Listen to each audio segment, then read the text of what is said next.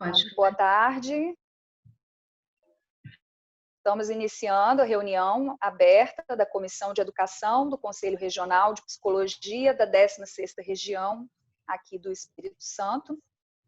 Estamos aqui com convidadas que atuam na área da educação para tratar do tema das políticas educacionais e das políticas educacionais nesses tempos da pandemia.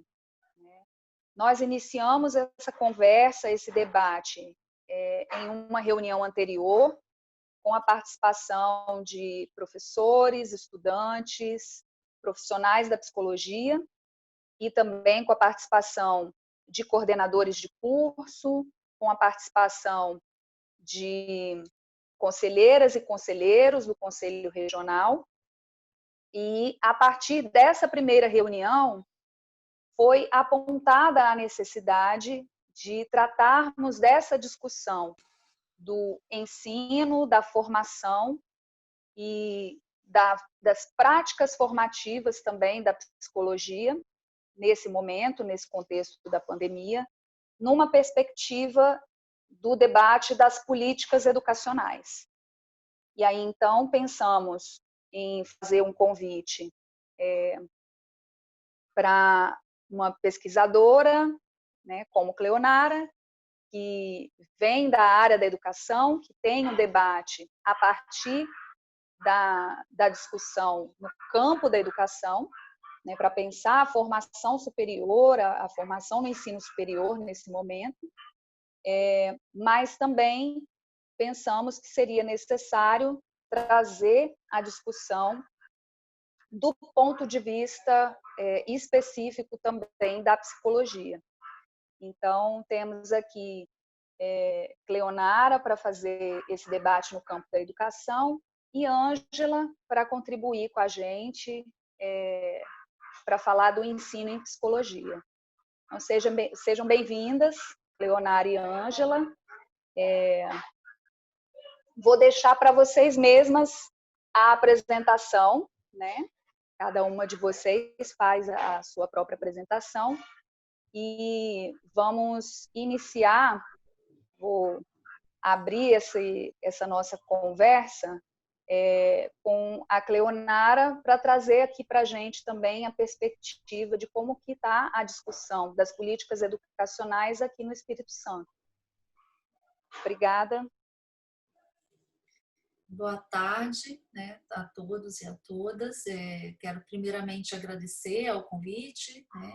Acho que é um momento importante, é um momento doloroso nas nossas vidas, né? Mas é um momento importante que a gente precisa cada vez mais estreitar momentos, experiências, né? Criar espaços e tempos de diálogo. É importante dizer que eu não sou da psicologia, né, Carolina, e não sou uma estudiosa das políticas de ensino superior. Eu tenho me dedicado às políticas de ensino da educação básica, né, mais acompanhada as políticas de ensino superior na universidade pela atuação, né, no programa de pós-graduação e nos cursos de graduação. Com relação a essa temática, eu penso que a primeira coisa que a gente tem que ter em mente é que a gente teve uma ampliação do ensino superior, né? Nós tivemos um primeiro momento em 95, 2002, que nós tivemos uma ampliação que ficou mais fomentada pelas políticas de ensino superior, pela abertura de faculdades privadas, e depois nós temos, a partir de 2003, 2010, também um crescimento maior com abertura, investimentos em abertura de instituições públicas, de universidades, uma ampliação imensa, uma mudança de toda a reorganização dos IFES, que também contribuíram para ampliar o acesso ao ensino superior. Tivemos também outras políticas que eu penso, né, que também tem uma conotação privada, mas a gente não pode desconsiderar que elas oportunizaram também essa ampliação, que foram as políticas do ProUni, do FIES, né, o próprio Reúne com a construção. Foi um momento muito polêmico, que algumas universidades se colocaram contra o Reúne, mas ele também oportunizou uma ampliação da rede das universidades públicas federais, e agora, mais recentemente, né, a lei das cotas, que também possibilitou também um acesso maior. Eu acho que a gente tem hoje, né, um quadro, esse é o primeiro ponto, essa ampliação. Agora, a gente também não pode deixar de desconsiderar que essa ampliação ela foi fortemente marcada pela influência dos organismos internacionais, dos organismos multilaterais, nessas políticas de acesso à educação superior. Eu acho que é importante colocar isso para nós. Isso é um movimento com a globalização, né, internacional, o mundo inteiro que tem vivido sobre a gente alguns falos ditames dessas políticas, né, de um programa, de uma educação que é neoliberal. A gente também não pode, acho que é importante, né, que é uma educação que vê, né, uma perspectiva que vê a educação como um produto, como uma mercadoria. Acho que essa é uma marca muito grande das políticas de ensino superior, trazida e balizada por essas influências dos organismos multilaterais. É interessante que no início, né, final 1989, início de 2000, né, com o consenso de Washington, né, se criou todo um combinado e um discurso de que esses organismos deveriam se voltar para os países da América Latina e do Caribe, influenciando na organização das políticas em troca dos empréstimos. Então, não dá para discutir as políticas educacionais hoje se a gente também não tocar nessa questão do financiamento da educação. Então, veja, essas coisas acabam trazendo outros condicionantes para a gente. E isso foi sendo aceito. O que a gente tem notado é que isso foi sendo aceito como se fosse algo sem muito questionamento, né? Claro que houve questionamentos, mas não teve um corpo sólido de questionamentos e de enfrentamentos.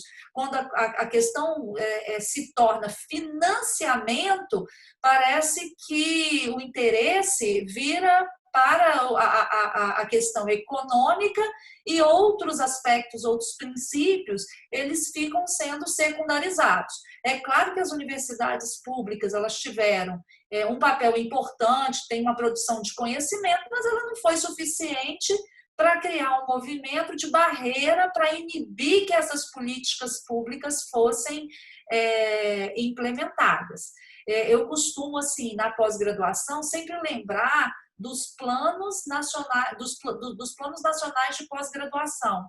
É importante a gente lembrar desses planos. O Plano Nacional de Educação, os planos nacionais de pós-graduação, eles têm todo um enviesamento. Por exemplo, o Plano Nacional da Pós-Graduação amplia-se a pós-graduação, mas também com a orientação no mundo inteiro de que esses cursos precisam se flexibilizar, os currículos têm que ser em forma de módulos, com cargas horárias menos presenciais e mais em termos de a distância.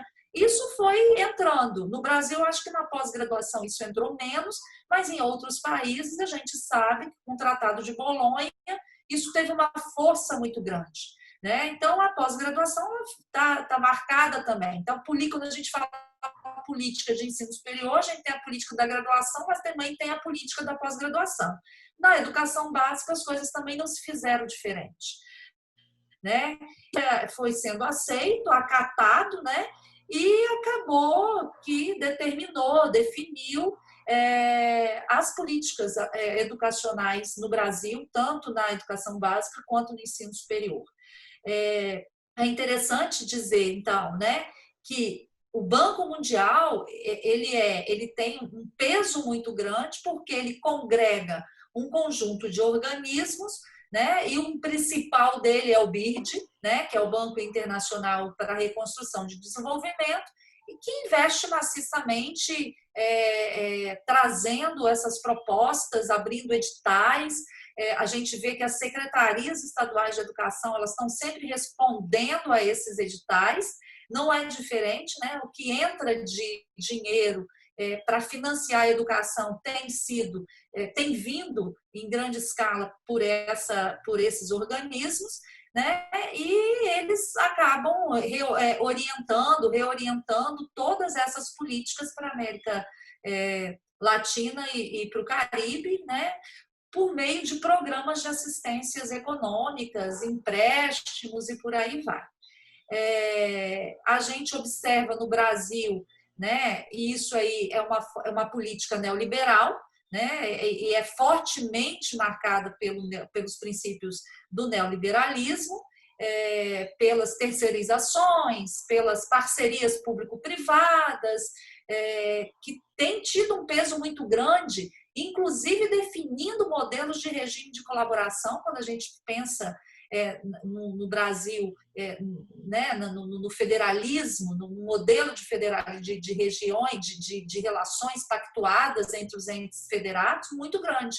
Então, isso assim, acaba interferindo na educação como um todo, na gestão, nas políticas de formação e nas práticas em sala de aula, porque nós estamos sujeitos a toda a ordem de interferência dessas políticas. O Tiago estava perguntando, né, sobre a questão da avaliação em larga escala. Essas avaliações elas são fortemente conduzidas e referendadas por esses organismos. Não é à toa que se vê, né, desde a década final da década de 90, toda uma sistemática de política de avaliação do ensino superior, da educação básica como um todo, que entra e marca e define os rumos. E as universidades, por exemplo, vamos pegar especificamente as universidades ou a educação básica, organizando seus currículos para dar conta de uma formação, para responder a uma formação. Então, isso também interfere nas nossas práticas. Em sala de aula, na forma como a gente faz a gestão dos cursos, a forma como a gente faz a gestão do processo de ensino-aprendizagem no interior de cada disciplina, porque a gente acaba não só fazendo uma leitura, de certa forma, nos orientando e nos guiando, porque os nossos alunos vão ser avaliados depois, ao final do nosso, né, por uma série de questões. Isso foi, apesar de alguns movimentos contrários, entrou e ficou, né? Então, nós temos hoje um projeto neoliberal de educação amplamente hegemônico e baseado numa lógica do mercado e influenciado fortemente pelos organismos internacionais que orientou toda essa política. Qual é a defesa dessas políticas, principalmente algo que é defendido pelo Banco Mundial, né, nesse atual contexto da pandemia? Nós estamos vivendo um contexto que a gente não vivia, né, até fevereiro, tomamos um susto, tivemos que mudar drasticamente, e em função da pandemia, que nos limita numa série de movimentos cotidianos da nossa vida privada e da nossa vida profissional, né, a ter que nos isolar, né, a nos recolher dentro das nossas casas, na medida do possível, interromper as atividades que estavam sendo realizadas, ou seja, isso é uma orientação também dos próprios organismos internacionais, que se faça toda essa interrupção do calendário e com o discurso de que essa interrupção trará danos, e a gente, com certeza, né, traz danos mesmo. Como que a gente vai se opor a esse discurso? É todo um discurso numa lógica de persuasão, porque ele tem um fundamento, estamos diante de uma pandemia, temos que nos recolher, temos que ficar em isolamento, por questões, né? E de preservação da saúde, portanto, essa perda, o discurso é essa perda vai causar enormes prejuízos aos nossos alunos, a todos nós, é impossível não ter perda. Eu estou colocando em termos dos discursos que têm circulado nos documentos, né, que têm estado materializados nos documentos dos organismos internacionais. Junto com esse discurso, né, de perdas educacionais, vem um apelo. É preciso fazer alguma coisa. É preciso tomar algumas medidas para que essa perda não seja tão grande. Esse é um outro discurso também que as pessoas, né, é fácil a gente aderir a esses discursos, porque eles são verdadeiros. A gente fica a todo momento, principalmente os gestores, quem está na coordenação do curso, quem está na gestão das universidades, das escolas, os secretários, né? Fica todo mundo sendo demandado a tomar medidas urgentes para resolver de uma forma mais rápida e diminuir esse isolamento, esse distanciamento.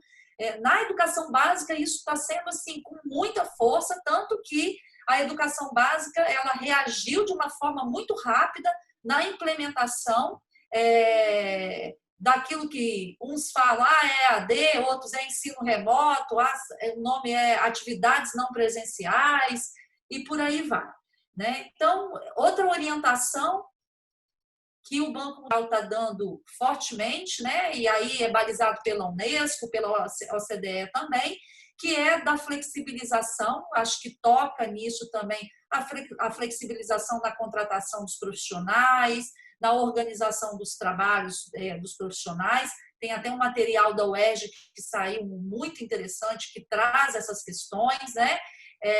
Que recomendando a utilização das tecnologias de comunicação e informação, o ensino remoto, que é algo que vem, né, a escola digital, o ensino remoto, a gente vê entrar com força hoje na educação básica, algumas expressões que até então não eram tão usuais, porque a gente usava muito EAD, mas agora se coloca até uma diferenciação entre o que é EAD e o que é atividade remota, o que é atividade não presencial, a partir de algo que a diferença é a EAD não é tão interativa, o tipo de interação da EAD é uma interação que tem uma certa direção, as atividades remotas, o ensino, as atividades não presenciais, o ensino híbrido tem outros vetores para atingir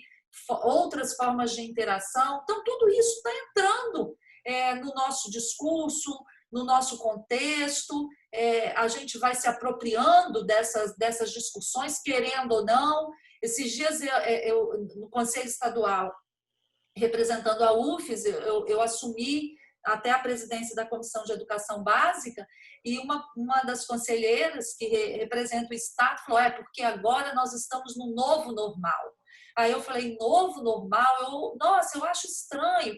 Parece que assim, é normal o que nós estamos vivendo, é um novo normal. As pessoas aceitam isso, né? E eu coloquei isso para ela assim, não é normal para mim viver em isolamento social, isso não é novo.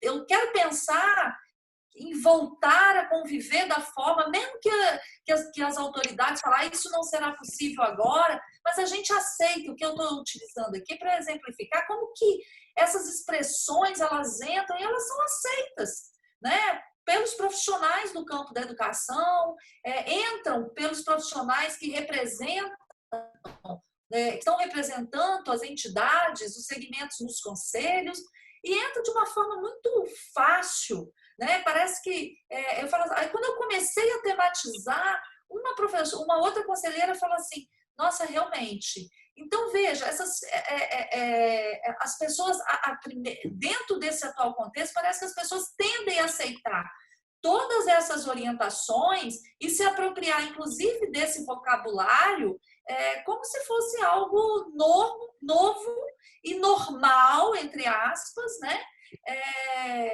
Porque estamos num contexto de excepcionalidade, né? E outra indicação também dos organismos internacionais tem sido que currículos tenham que ser ajustados. Eu estava ouvindo a fala, acho que da Luciana, que está em Washington, né? Ela falando um pouco da experiência da educação básica, ali, acho que né? Que ela está fazendo pós-doc. E essa forma de avaliar, né? Que particularmente eu acho até interessante. Mas veja, hoje se fala em flexibilização, em definir, né, se a gente pegar o parecer 05, que foi parcialmente homologado pelo ministro nessa semana, o parecer do Conselho Nacional, ele já aponta para que haja um enxugamento,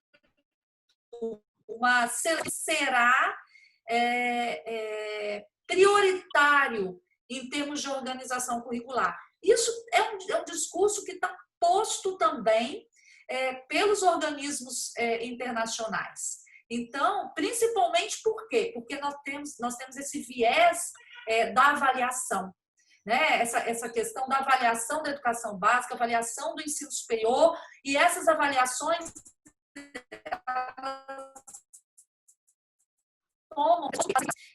e aí o que acontece? Acaba que a opção agora, e aí eu acho que é uma questão que a gente precisa tocar. Qual é a nossa preocupação no contexto da pandemia? Flexibilizar o currículo, enxugar o currículo. Por quê? Para quem? Né? Há uma grande preocupação na educação básica com o IDEB. Então, se fala, não, realmente, quem é que vai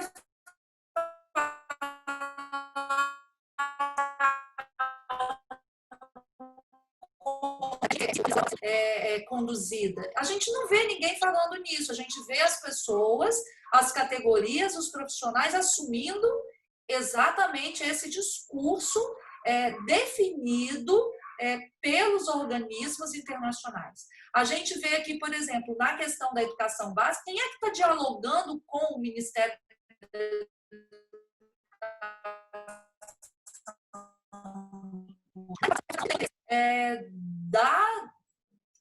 de organismos privados, de institutos privados. Então, veja, é difícil essa lógica. Essa é uma lógica que está impregnada, ela está vindo pelos organismos internacionais, sendo apropriado de uma forma muito tranquila, né, é assim que eu vejo, infelizmente, né, e veja, em torno de que há todo um esforço desses organismos para que se faça o que eles estão chamando de uma coalizão global de educação, né, para tentar, no curto prazo de tempo, fazer com que as tecnologias de aprendizagem remota possam, de uma certa forma, mediar e possibilitar que a educação aconteça nesses contextos de pandemia,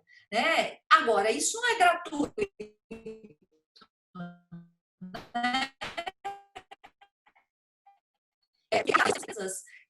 De tecnologia, a Microsoft, o Google, Facebook, o Zoom que a gente utiliza, e uma série de outras plataformas, né? E aí entra parceria com as companhias telefônicas e por aí vai. E a gente tem acompanhado aqui um pouco no estado do Espírito Santo, vendo isso ser utilizado cada vez mais, tanto para a escola pública quanto para a escola privada, e também as universidades, as faculdades, os centros de ensino, eles já utilizavam de uma certa forma, não como para um curso de graduação presencial. Então, veja, são dentro desse contexto da pandemia, balizado e apoiado por todas essas políticas, essas diretrizes, essas orientações dos organismos internacionais, o que essas empresas têm sido, né? Todo dia a gente recebe pelo Instagram uma nova plataforma ofertando uma nova metodologia, um novo material para ser implementado. Quer dizer, não param de chegar propostas que vão salvar, né? Salvar com o sentido, não, nós vamos salvar, vamos diminuir o distanciamento da escola com a família e por aí vai. Estou descartando, não estou desconsiderando louvável as iniciativas que têm sido feitas, mas eu penso que elas precisam ser problematizadas, precisam ser apropriadas de uma forma mais críticas. Eu tenho defendido essa minha fala, né? Porque a gente todo dia descobre uma plataforma de comunicação nova. Eu não sabia se comunicar. Eu tenho aqui no meu computador 4 plataformas que têm sido utilizadas na UFES, para reunião de departamento, para reunião de colegiado da pós, para reunião do grupo que discute o NDE, para reunião do colegiado tal, e para reunião do Conselho Estadual, né?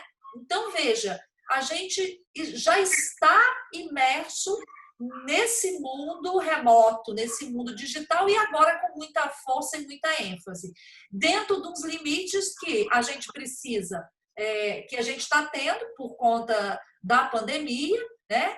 E eu fico pensando muito também, o nosso grande desafio agora é a questão do retorno, que ele vai ser inevitável. A gente não tem muita ideia de quando ao certo, mas a gente sabe que a gente vai voltar. E vai voltar como? Com uma série de mudanças na nossa vida, com uma série de, como se diz, de protocolos que até então, de convívio social, que a gente não tinha. E aí é uma questão que a gente tem que se perguntar, né? A universidade, as escolas de educação básica, eles são espaços do coletivo, do contato diário, do envolvimento, das relações humanas, né, que são perpassadas por relações extremamente emotivas, afetivas. Como é que fica isso? E nós estamos o quê? Fragilizados exatamente com o rompimento dessas relações, dessas conexões, né, da vida cotidiana. E aí, a grande questão hoje é de dar respostas, né? Como é que vai ser possível uma instituição com todas essas demandas, com todos esses limites, com todos esses enviesamentos das políticas ditadas pelos organismos internacionais, dentro de um modelo de educação neoliberal, né, que forma para atuar no mercado, enquanto assume o discurso de que forma o cidadão, mas na verdade forma para o mercado. Como é que vai ser possível essa instituição se tornar um lugar de aproximação e não de distanciamento, mesmo diante do distanciamento físico que a pandemia está nos impondo e vai continuar nos impondo também no retorno. E aí surge a grande questão, que eu acho que é uma pena, que às vezes eu vejo alguns debates acontecerem, não pensando nessa questão que eu coloquei, né, do campo das possibilidades, daquilo que se poderá fazer e daquilo que precisa ser pensado coletivamente, pelos grupos, né, pelos profissionais, pelos alunos, porque eu penso que esse seja o caminho. E esse dilema tem sido perpassado por uma discussão que, para mim, ela é muito pequena. Vamos discutir a pandemia dizendo sou favorável ou sou contrário a EAD? EAD não é EAD? É ensino remoto, não é ensino remoto? Eu acho que a questão é muito maior do que essa. Eu acho que a questão é independente da nomenclatura, das especificidades da educação à distância, a gente tem que ficar, é outra coisa importantíssima. A educação à distância ela está regulamentada, né? Agora, o ensino remoto não. O ensino remoto é algo que aparece agora, né? A escola digital aparece agora. Isso não tem regulamentação ainda. O que vai regulamentar isso? Essa é uma tarefa para os conselhos. É isso que eu tenho colocado lá como representante da UFES no Conselho Estadual. É claro que eu sou minoria, né? Porque o governo tem a maioria, mas a gente tenta dialogar levando essas problematizações, né? Eu penso que assim, é atividade presencial. Atividade presencial, não presencial, atividade não presencial não é EAD, é ensino remoto. Gente, as coisas vão para além dessas nomenclaturas. A gente precisa se apropriar. Eu penso que agora o nosso desafio para tentar responder como nós poderemos nos aproximar e não nos distanciarmos mais, mesmo nessa situação de distanciamento físico, discutindo essas questões, a política de fundo que está sendo colocada pelos organismos internacionais, que está permitido que os grandes grupos empresariais definam os nossos espaços formativos, as nossas organizações curriculares, por outros vieses e outros caminhos, que não seja do diálogo interno feito por todos os segmentos que formam, né, dentro das suas próprias instituições. Eu penso também que a gente precisa tocar nessas discussões na autonomia, principalmente a autonomia das instituições para dar respostas a essas questões, e que já são posições prontas e consensuadas pelos organismos internacionais.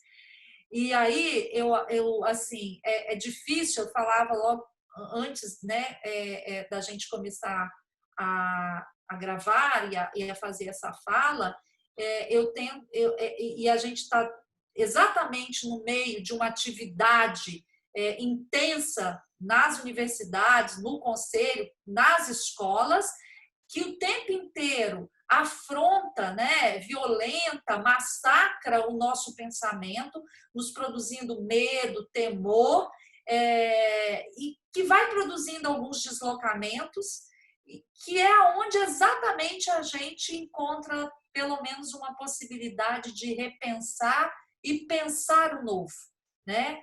E aí eu penso que esse é o nosso grande desafio para os cursos de formação. Eu imagino que não seja fácil para o curso de psicologia. Eu estava conversando com um grupo de colegas, né, que está preocupado com essas questões no âmbito da UFES, por exemplo. A gente vê possibilidades de aceitação desse ensino remoto sendo facilmente por alguns cursos, pela natureza, pela especificidade, mas para outros cursos vai ser impraticável. E aí não vamos ter um modelo único, uma forma única. Eu acho que se caminhar no modelo único, numa forma única, sem dialogar com as especificidades, com os profissionais, com os alunos, com as condições de vida, com as condições não só dos alunos, mas também dos professores, vai ficar cada vez mais difícil. E aí eu sempre faço uma defesa de que é preciso tentar dialogar, mesmo que a gente saiba que as ideias sejam contrárias a EAD, mas a gente precisa ouvir de quem é favorável também. eu tenho aprendido a ouvir, não que eu tenha aceito a EAD ou ensino remoto, mas eu tenho tentado enxergar aquilo que é possível, mas eu também vejo impossibilidades para outras formas. A gente discutia ontem a questão, por exemplo, da educação infantil e da alfabetização no Conselho. O Conselho Estadual está tentando organizar algumas diretrizes para se pensar o retorno, porque as escolas estão pedindo isso. A gente recebe demandas por e-mail no Conselho Estadual de pais da educação infantil nos questionando algumas coisas. Então, a gente sabe que algumas coisas serão possíveis, mas outras serão impossíveis, né? E a gente já está vendo aí o impacto de toda essa tecnologia, de todas essas experiências com atividades não presenciais, impactando principalmente aqueles que sempre foram expropriados, e principalmente pela ausência de uma política de inclusão digital que nós não temos até hoje, e aí deixa um tanto de gente de fora, e a gente vai ter que enfrentar isso também nos cursos superiores. Esses dias eu conversava com uma mestranda minha e ela falava assim: professora, aqui eu só tenho uma internet e essa internet ela cai, eu não tenho outra possibilidade, né? E a gente tentando ver uma forma da gente orientar, porque ela já vai para o exame de qualificação, ela é bolsista, ela vai ter prazo, e a gente tentando vislumbrar uma forma de fazer com que a gente pudesse dialogar sem o problema da internet dela. E tinha que ficar alternando momentos durante a tarde, porque, veja, é uma aluna da pós-graduação, né? Está fazendo mestrado. E você vê que a questão, ela não, nem todo mundo tem acesso a uma rede de fibra, uma fibra ótica, que é o que nos permite agora estar aqui sem cair a conexão. São questões que vão se colocar, e eu penso que qualquer definição com relação às políticas de formação, elas vão precisar levar em conta essas condições e pensar junto. Não temos, né? Acho que a gente precisa se apropriar dos conhecimentos produzidos sobre sobre a EAD, sobre ensino híbrido, porque às vezes eu vejo as pessoas também, eu sou contrário, mas não sabe também explicar por quê, né? Então acho que a gente precisa também se fundamentar melhor. Acho que é o nosso desafio com relação a isso, até para ver aonde onde isso pode ser possível e aonde ele não vai ser possível, por N razões que a gente sabe que se refere às desigualdades que são colocadas num sistema capitalista como o nosso, e marcado agora, né, fortemente por uma concepção de educação neoliberal. É preciso que esses argumentos estejam articulados a uma concepção e a um projeto de educação. Então, acho que hoje é cada vez mais importante termos clareza de que tudo que a gente for discutir, a gente parta de uma concepção de educação, que a gente não abandone determinados princípios, que são princípios caros. Por exemplo, um curso superior, formar um profissional, mas eu acho que ele forma um profissional cidadão, um profissional que vai ter que ter o compromisso de mudar e transformar a sociedade. A gente não pode abandonar esse discurso agora. Acho que isso é importante, e por trás disso tem princípios que eles vão ser inegociáveis, né? O compromisso com a formação de um sujeito crítico hoje, e compromissado para transformar essa realidade, é ele que vai puxar aquilo que nós poderemos, dentro da atual conjuntura, pensar o que faremos para o retorno ou durante esse contexto para tentar, dentro das pensar possibilidades. Porque eu acho que a gente não vai conseguir pensar em algo que seja, como se diz, duradouro, para sempre. Eu acho que a gente também tem que ter como clareza, nós estamos pensando as possibilidades dentro de um contexto da excepcionalidade. Eu hoje não saberia dizer, por exemplo, se alguém me perguntar, como me perguntaram numa reunião, você é favorável ou contrário ao ensino remoto, a EAD, às atividades não presenciais? Eu falei, depende. Depende para onde ela estiver, com quais princípios, em quais condições, ela foi consensuada com quem? Ela foi dialogada com os alunos? Ela foi dialogada com a família desses alunos? O que as instituições podem estar subsidiando para onde esse ensino remoto está acontecendo? Não sei. Então, acho que é muito difícil a gente responder sim e não se a gente não partir para uma frente de um diálogo mais ampliado. Acho que tem algo que está no Plano Nacional de Educação e que eu tenho falado, Carolina sabe disso, porque nós estamos dentro de um grupo que briga pela gestão democrática. E eu acho que gestão democrática se faz com diálogo. E faz com diálogo com as diferenças, com as divergências. Não é assumindo posição de sim, de a favor ou contra, sem analisar, sem ouvir, sem abrir escuta, sem se apropriar com profundidade daquilo que está sendo colocado. Eu acho que se a gente quer, né? E aí eu acho interessante o Boaventura, quando ele veio à Vitória, ele fez uma fala que me chamou muito a atenção. Ele falou, temos que aprender, se a gente quer uma sociedade mais democrática, nós, das universidades, temos que dialogar de uma forma muito próxima com os movimentos sociais. Porque eles têm diálogo, porque eles escutam, porque eles não decidem sozinhos. Eles chamam todo mundo para a roda de conversa. Eu achei muito interessante a forma como ele colocou isso.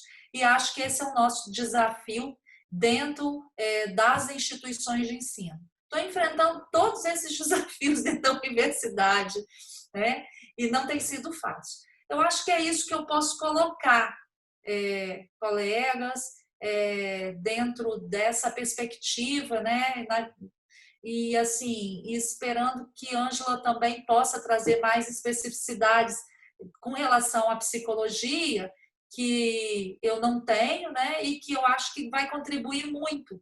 Esses dias eu estava discutindo com uma professora de educação infantil e ela fez algumas falas tão interessantes que eu falei assim, poxa vida, eu não tinha pensado nisso, né? E depois eu discutindo com um grupo de orientandos, eles falam assim, poxa, contando a experiência para elas, né? E eles falando, e eles falam, poxa, a gente fica aqui, às vezes a gente discute, mas a gente esquece também de outros aspectos, porque elas não fazem parte da nossa vida. Mas é por isso que é importante ouvir o outro, né? Aquilo que afeta a vida do outro precisa ser levado em consideração na hora de definir os nossos retornos. Tá? Acho que isso é importantíssimo agora. Acho que a gente assumir como tácito aquilo que os organismos internacionais estão colocando, sem esse canal de diálogo, é simplesmente falar assim, olha, estamos sim implementando um projeto neoliberal de formação na universidade, na pós-graduação.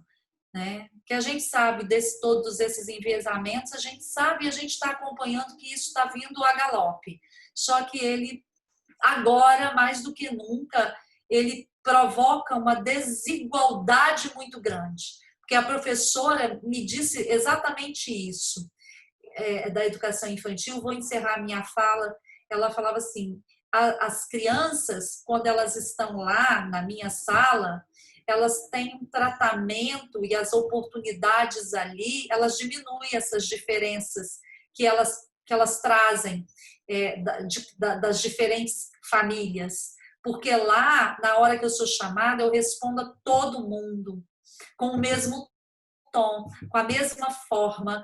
E quando alguém fala assim, eu não entendi, eu ainda vou lá e tenho a chance de responder novamente, e um pequeno grupo se forma, e aí é um movimento constante, né?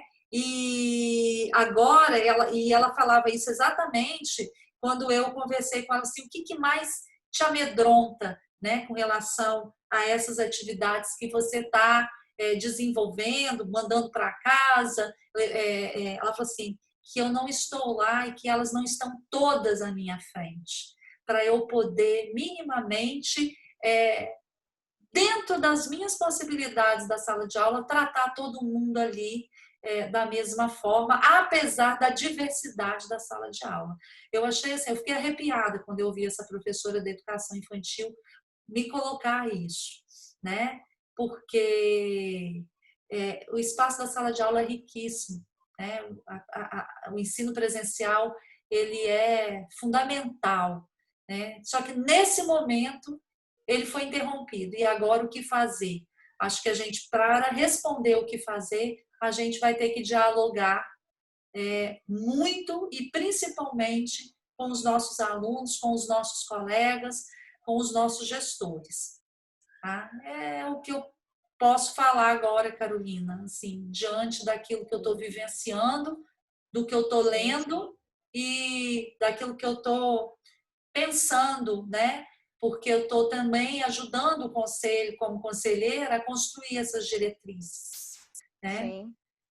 Okay? Muito obrigada, Cleonara. O convite era para isso mesmo, Cleonara, pensando nessa atuação que você tem no Conselho Estadual e também, assim, a abrangência também do debate das políticas educacionais, pensando não somente nessa setorização, né, ensino básico e universidade, mas pensando que essas políticas elas estão integradas, né? E aí esse olhar aí ampliado para as políticas educacionais é importante para nós, sim. Muito obrigada.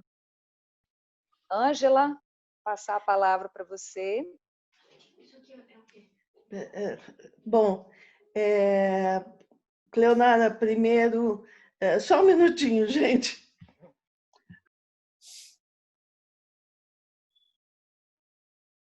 A vida doméstica misturada com a vida profissional, esse aí é o trabalho remoto, né? É o trabalho remoto. Aqui Gente, em casa desculpa, também, mas fico é a vida tentando doméstica mediar também. misturada com a vida profissional, não é? Bom, Cleonara, obrigada pela sua fala, porque ela, de certa forma, contextualiza a minha, né?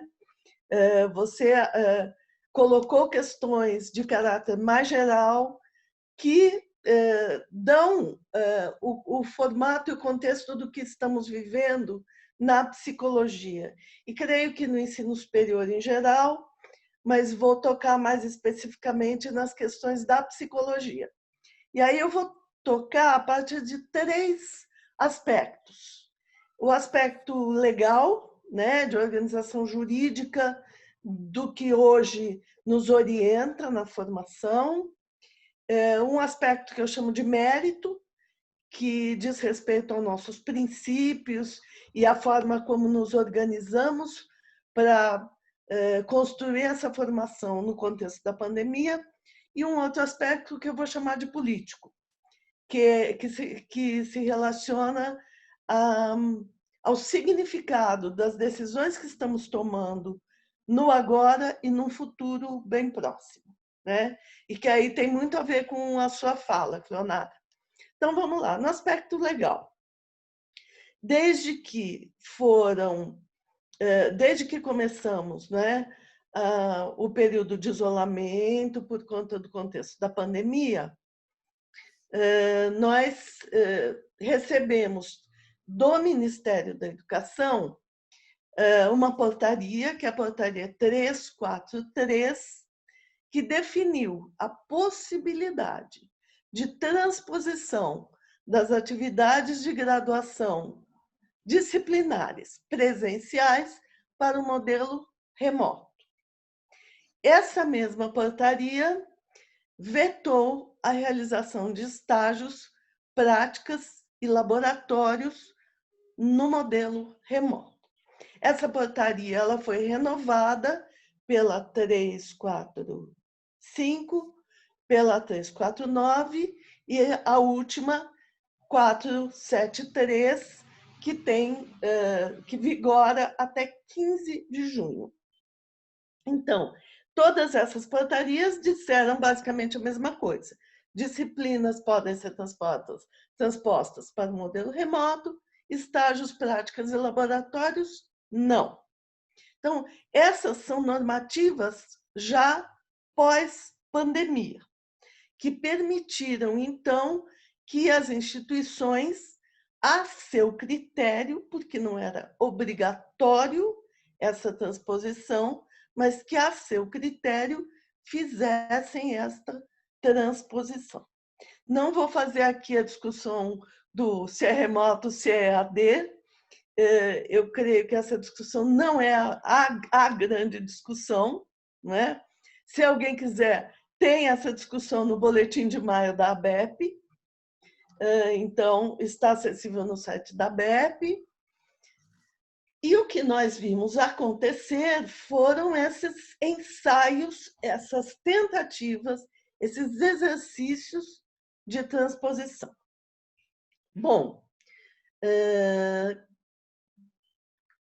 um grande nó na psicologia tem sido a realização dos estágios e práticas, né? Porque eles estão vetados. E nossos estágios de ênfase profissionalizantes, eles acontecem exatamente nos últimos 2 semestres do curso, em geral. Então, os alunos que não estão podendo realizar os estágios e as práticas são aqueles que tinham como projeto se formar, ou agora no meio do ano, ou ao final do ano.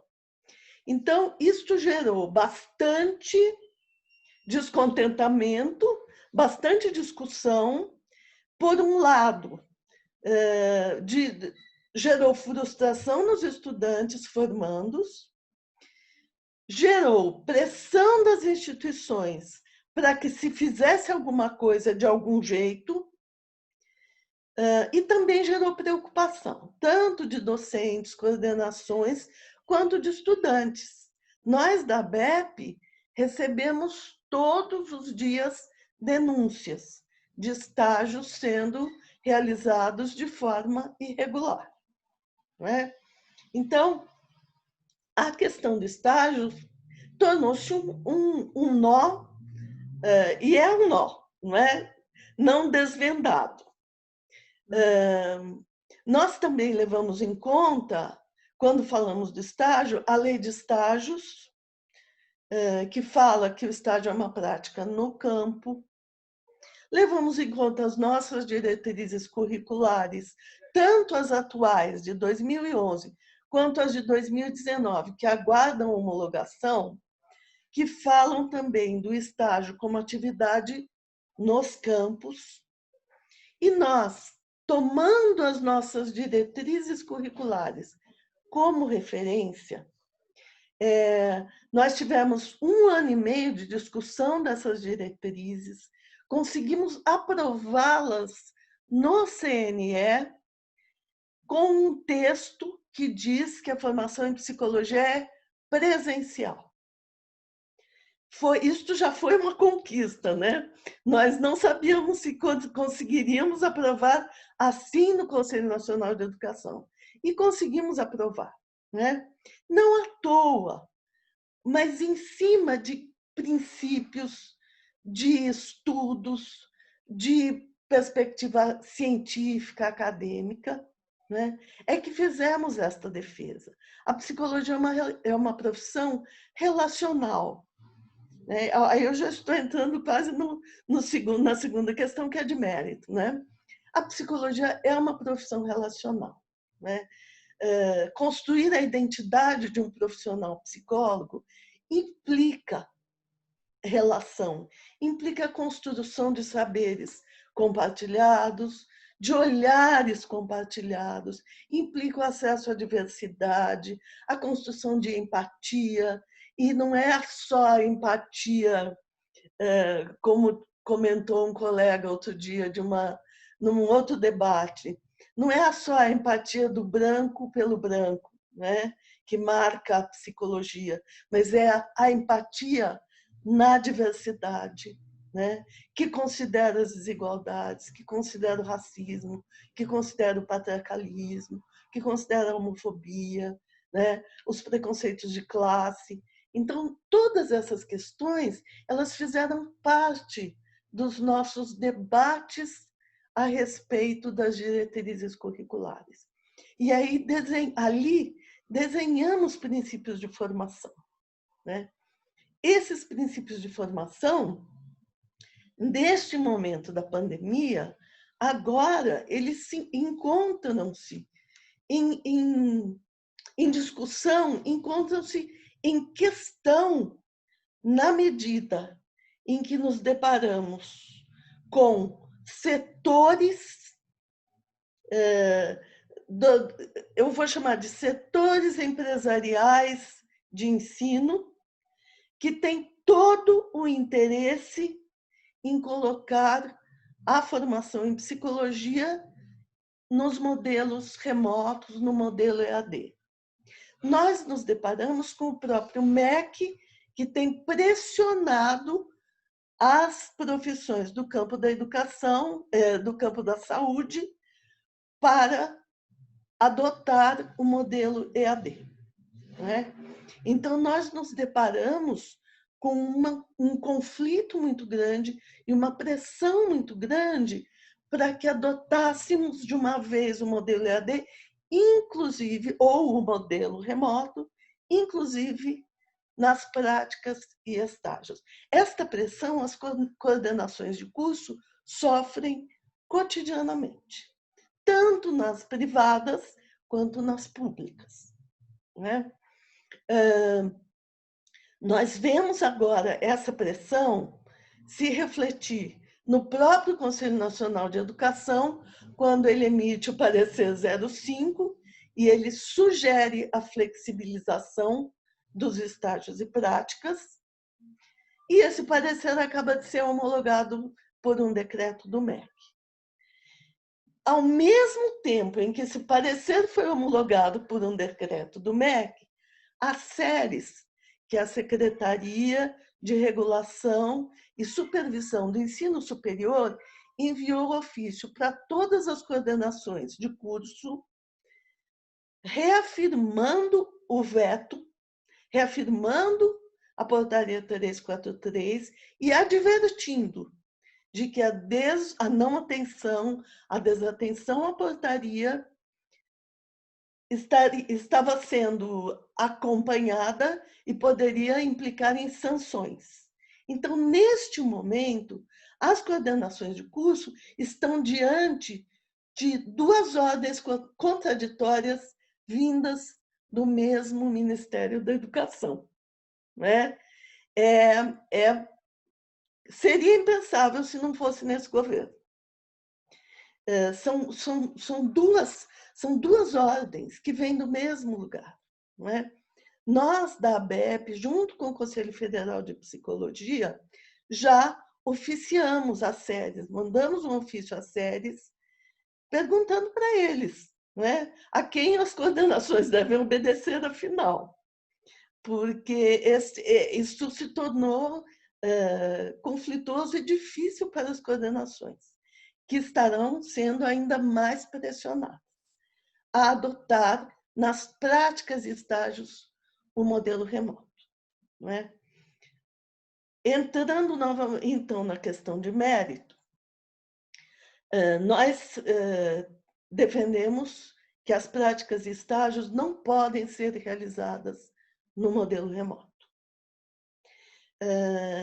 Elas implicam a vivência do campo, né? E o campo é importante, né?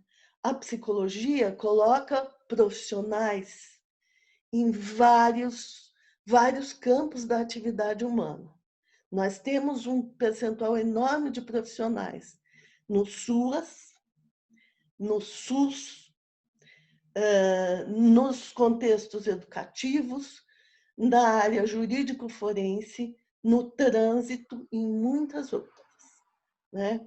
Portanto, esta vivência do campo é essencial para a boa formação da psicóloga, do psicólogo. Nós temos como princípio a formação generalista, a diversidade teórica, a atenção aos aspectos históricos, estruturais da constituição da nossa sociedade, as desigualdades sociais. Nós temos a inclusão como princípio, não é? Então, a partir desses princípios, torna-se muito difícil aceitar que uma psicóloga e um psicólogo formados nesse contexto da pandemia não tenham esta experiência do campo. Pensando também no princípio da inclusão, nós também sabemos e já temos relatos do país inteiro, porque este diálogo que estou tendo aqui, eu estou tendo todos os dias com diferentes grupos de diferentes locais. Nós já sabemos que nossas estudantes e nossos estudantes, muitos deles, um grande percentual, não têm acesso à internet de qualidade e muitos não têm computador em casa. Ou às vezes têm, mas de uso comum para mais de uma pessoa, né? Então, nós sabemos que o que está sendo realizado hoje no modelo remoto não é inclusivo, é excludente. Está deixando de fora das práticas remotas um conjunto muito grande de estudantes. E o discurso que a gente escuta é: depois a gente vê como compensa. Quem são esses estudantes que nós estamos deixando para trás, dizendo que depois a gente vê como compensa? São aquelas e aqueles historicamente excluídos. Aquelas e aqueles que demoraram séculos para ter acesso ao ensino superior. Esse acesso é recente. A política de cotas é recente, é de 2012. Não tem 10 anos, não é? As políticas de inclusão são recentes. E essas conquistas, elas vão se perder e estão se perdendo no momento em que nós aceitamos que há um número expressivo de estudantes a quem a gente não se importa de deixar para depois. Então, esta é uma questão para nós que não é menor, ela é central. Ela é central. Um outro ponto que se refere aos estágios, porque essa questão da inclusão ela se refere a todas as práticas remotas. Mas um ponto que se refere aos estágios tem a ver com aquilo que se pensa como estágio no modelo remoto quando alguém defende que se faça estágio no modelo remoto em psicologia. Todas as defesas caracterizam esse estágio como atendimento clínico individual de acolhimento. Todas as tentativas de experiências nessa direção, elas têm este caráter, né, de atendimento clínico individual de acolhimento. O que nós nos perguntamos é, mesmo, e aí é uma formação vetorial, né? Ela se limitará a isto. Mesmo considerando a clínica não é só acolhimento. Mas consideremos também que a psicologia está em muitos campos e prevê uma formação generalista. Como é que essa psicóloga e esse psicólogo atuarão nos campos que se apresentarão como possibilidade com uma formação vetorializada e, portanto, deficitária, né? Em que pesem as boas intenções, e aqui não há nenhum caráter de julgamento às coordenações, às docentes e os docentes, mas há um caráter de problematização desta realidade, né? E esta realidade de tentativa de colocar toda a psicologia num modelo remoto é uma tentativa que leva à desqualificação e significa um retrocesso a todo um processo, a toda uma luta por garantia da qualidade da formação em psicologia. Quando nós falamos em garantia da qualidade da formação, nós estamos falando na defesa da área, da profissão, na defesa do corpo docente, na defesa das estudantes e dos estudantes que merecem uma formação de qualidade, assim como o corpo docente merece condições justas e dignas de atuação, e também a defesa dos campos, das pessoas, das instituições, dos territórios, que merecem um bom e um competente e ético trabalho de psicologia. Portanto, este momento nos causa muita preocupação, né?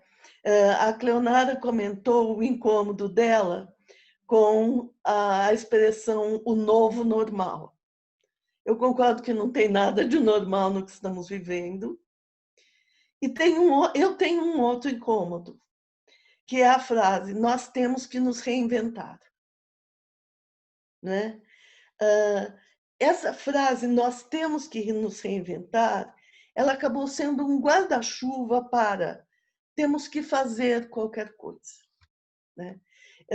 Nós observamos em todos os níveis de educação que exatamente esta lógica neoliberal imposta para nós, do modo como ela está sendo imposta e incorporada por nós, esse produtivismo incorporado por nós, né, nos levou a fazer coisas, a querer fazer rapidamente, a querer fazer muito, a querer dar muitas respostas, sem que tivéssemos o tempo do pensar, do refletir, do organizar, do planejar, do diagnosticar as reais condições de efetuar, de realizar, não é? Então, nós levamos um tempo grande para fazer coisas cuja qualidade a gente não garante, não é? Nós não nos demos tempo e não nos deram tempo para entender as necessidades da nossa comunidade acadêmica, dialogar com elas, planejar a partir delas, né? A partir dos nossos princípios de formação e prover daquilo que fosse necessário, não é? Quando eu escutei a Fabiana contando lá da experiência em Seattle, ela conta o quê? Que todos os alunos receberam um laptop, né? Todos os alunos, gente, da educação básica. Nas nossas universidades, nós já sabemos que nem todos os alunos têm as ferramentas, né? E o que nós fizemos com isso? Nós não fizemos. Eu ouço de colegas que dizem, não, mas olha, é tão importante manter nossas disciplinas, nós precisamos fazer o acolhimento desses alunos, muitos não puderam voltar para casa, muitos estão ansiosos. Eu acho isso louvável. No entanto, quando você pergunta, quantos alunos você tem na sua turma? Ah, eu tenho 45. Quantos acessam a sua disciplina remota? 20. De novo, nós acolhemos aqueles que já têm uma condição melhor e muitos uma condição privilegiada. E nós não acolhemos, nós não olhamos para aqueles que não têm, que já são os excluídos, para os invisíveis, não é? Eles continuam invisíveis para nós. Então, esta é uma questão que deve nos causar incômodo, que deve nos causar preocupação, né? Como pensar a partir disso? E eu tenho dito que quando pensamos naquilo que podemos realizar nos cursos de psicologia, neste modelo remoto, eu tenho três itens para que a gente deveria responder. O que podemos, mas não devemos, e o que não podemos e não devemos. Não é? Pensar aquilo que vamos planejar, que planejamos, que vamos replanejar agora, pensando em um segundo semestre. Pensar a partir das nossas diretrizes de formação. Pensar com responsabilidade com aqueles princípios que nós apoiamos, que nós ajudamos a construir. Precisamos pensar a partir deles. Isso não significa vamos negar, dizer não para tudo. Mas vamos organizadamente, coletivamente, pensar a que podemos dizer sim. Por que podemos dizer sim? E como podemos dizer sim? Né? O CFP e a ABEP, nós constituímos agora uma comissão de emergência para tentar lidar com esta ambiguidade aí das normativas do MEC. Né? E também para tentar pensar um pouco juntos que questões a gente pode colocar para a nossa categoria que nos ampare ou nos ajude a problematizar e a propor. Né? Então, eu creio que na questão do mérito, essas questões são as que eu colocaria. Né? E já entrando na questão política, eu quero retomar essas políticas que vêm entrando no nosso país, não é de agora, né? Esta nossa submissão aos acordos internacionais, né? Esse tomar lá da cá desses acordos internacionais, né? Nós temos vivido isso. Eu acho que o exemplo das avaliações globais é um bom exemplo, mas não só ele.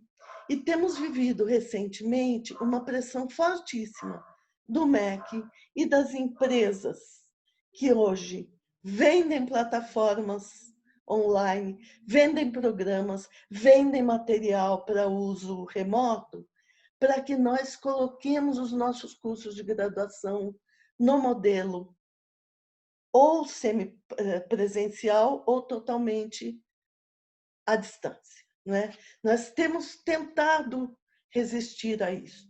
O Conselho Nacional de Saúde, do qual a psicologia faz parte, ele tem tentado resistir a isso. Nós temos problematizado isso no Conselho constantemente, no de saúde. Né? Mas a pressão vem via MEC e vem fortemente. Portanto, nós não podemos ignorar isso. Nós não podemos ingenuamente pensar que o que acontecer agora, no contexto da excepcionalidade, vai terminar quando voltarmos às nossas atividades presenciais. Ao novo normal, eu não gosto dessa expressão também, tá? Não é possível ingenuidade nesse momento, né? Não à toa, as instituições de ensino, tanto públicas quanto privadas, estão comprando plataformas muito caras. Alguém acredita que seja só para esse período emergencial? Não mesmo, não é, gente? Então, vejam, nós precisamos ter muita cautela com aquilo que fazemos hoje, com o tanto que adotamos esses modelos remotos e a forma como adotamos, né? Porque isto que hoje é excepcional tem grandes chances de se tornar o novo normal, que, de novo, não terá nada. De novo, terá novas tecnologias. Mas, de novo, não terá nada, né? Porque fará parte de um processo que já vem acontecendo recentemente, desde a PEC 95, né? Que congelou investimentos na educação e na saúde e na seguridade social. Desde ali, e talvez antes, né? Se a gente pensar na terceirização, em outros projetos, desde ali se desenha, né, um caminho de precarização. Um caminho de precarização para a educação superior, né? Tanto pública quanto privada. Portanto, não há por que acreditarmos que este caminho foi interrompido agora. Ele não foi. Ele está em curso. Ele está em curso por várias vias. O projeto Futurice, neste contexto da pandemia, foi enviado à Câmara, né? Neste contexto da pandemia, não houve iniciativas de apoio a estudantes, por exemplo, que estudam com ProUni, a estudantes cotistas, né? Neste contexto da pandemia, o governo federal condicionou o auxílio aos estados ao congelamento de salário dos servidores públicos estaduais. Portanto, este projeto de precarização está indo de vento em popa. E nós, aqueles e aquelas que estamos nas faculdades, nas universidades, nos cursos, pressionados que somos, também temos a tarefa da resistência. Também temos a tarefa da defesa das nossas diretrizes, da defesa da qualidade ética e técnica da formação, de uma formação que não seja meramente conteudista, como é aquela que se desenha nos modelos remotos à distância, que não seja meramente responsiva e que não seja, na sua concepção, individualista, desagregadora, desarticuladora de uma consciência cidadã coletiva, profissional coletiva, né? Então, creio que esses são os nossos desafios. Nessa perspectiva, eu, assim como a Cleonara, acredito que o nosso diálogo é fundamental, né? Dentro da psicologia, docentes, discentes, profissionais, nossas entidades representativas, o nosso diálogo com as outras áreas, com os outros campos e o nosso diálogo com a sociedade, né? Nós somos uma profissão relevante, eu não tenho dúvida disso. E porque somos uma profissão relevante, precisamos defender uma formação que a mantenha nesse lugar da relevância, da importância social e do compromisso. Eu encerro aqui e estou à disposição para questões, para o diálogo. Agradeço muito, Ângela. Bom, nós estamos fechando uma primeira parte, né, desse diálogo, dessa conversa, com as exposições da Cleonara e da Ângela. Os nossos debates pela Comissão de Educação têm apontado para esse caminho também, de que, ainda que a gente tenha que pensar possibilidades, essas possibilidades elas não podem partir de uma regra que não contemple a diversidade e que não pense essas desigualdades, né? Não dá para pensar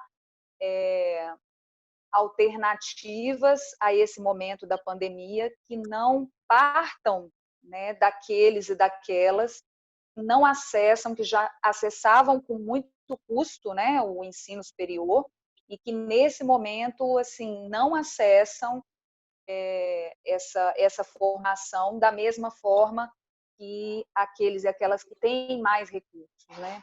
Mesmo aqueles e aquelas que têm mais recursos estão passando por uma situação em que a formação ela não é concebível, né, sem que a gente pense as práticas profissionais a partir de uma ética, né? Acho que a Cleonara fala de uma ética na educação e a gente traz aqui com a Ângela os princípios aí da formação a partir da ética que a psicologia tem buscado construir. As psicologias têm buscado construir, né? Algumas sim, outras não. Né? E, então, assim, encerro essa primeira parte e vou pedir